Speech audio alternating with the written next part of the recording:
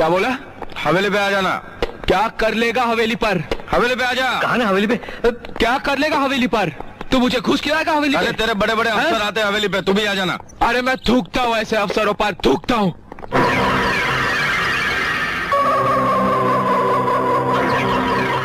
मैं थूकता हूँ तेरी सूरत पे। थूक कर दिखाऊं? हवेली पे आ जाना। हमारे लोगों को कैसे यकीन होगा कि तू पक्का मुसलमान है? इस मुल्क से ज्यादा मुसलमान हिंदुस्तान में हैं। उनके होठ और दिलों की धड़कनें हमेशा यही कहती हैं, हिंदुस्तान जिंदाबाद। तो क्या वो पक्के मुसलमान नहीं है? तकरीरें बंद कर। अगर तू हिंदुस्तान मुर्दाबाद नहीं कहेगा तो सकीना को हासिल नहीं कर सकता। बस बहुत हो गया। अगर मैं अपने बीवी बच्चों के लिए सर झुका सकता हूँ तो मैं सबके सर काट भी सकता हूँ। दोस्तों, कल मैं अपने ससुराल गया। वहाँ से आते वक्त अपने सासू माँ को प्रणाम किया तो सासू माँ बोली, दामाद जी सदा खुश रहिए। तो मैंने कहा, सासू माँ इतना ही अगर अपने दामाद को खुश देखना चाहते हैं तो अपनी बेटी को अपने पास रख लीजिए ना। तो सासू माँ बोली, नहीं नहीं दामाद जी, मुझे भी तो खुश रहना है। दोस्तों, चाय में गिरा हुआ बिस्कुट को दूसरी बिस्कुट से नहीं निकालना चाहिए, वरना जो हाथ में है वो भी चला जाता है। ठीक उसी प्रकार से अगर जीवन में एक पत्नी पहले से है ये है तो दूसरी के चक्कर में नहीं पड़ना चाहिए, उसी से खुश रहिए, वरना जो हाथ में है वो भी जा सकती है।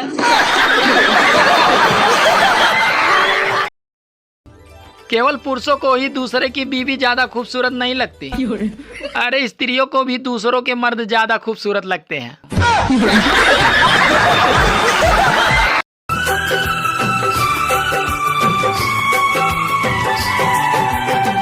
दिन में करार नहीं, नींद गई आंखों से, मुझको तो बांध लिया प्यार की सलाखों से।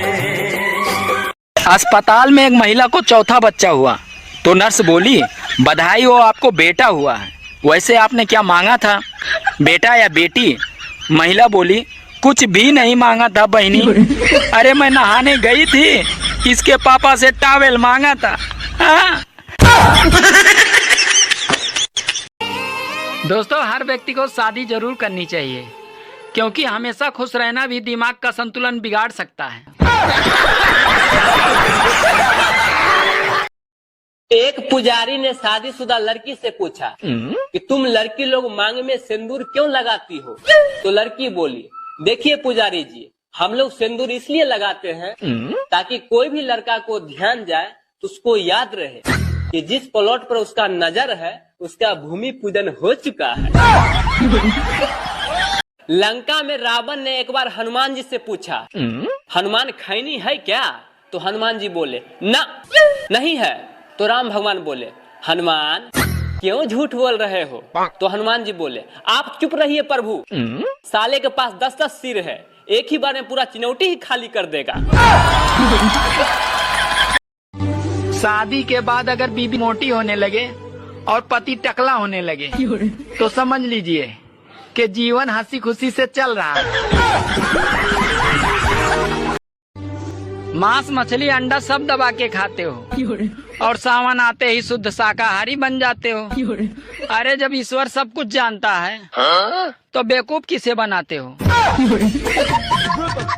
एक औरत बाबा जी के पास गई और बोली, बाबा जी मेरे पति घर आते ही मुझे बहुत मारते पीटते हैं, कुछ आप मेरे लिए कीजिए ना। तो बाबा बोले, ठीक है बेटी, मैं तुम्हें एक ताबीज देता हूँ, जैसे ही तुम्हारे पति घर आएंगे ये ताबीज दांतों के नीचे दबा के रखना। तो औरत बोली, ठीक है बाबा। एक हफ्ते के बाद वापस औरत बाबा जी के पास गई और बोली, बाबा जी ये ताबीज से बहुत फायदा हुआ है।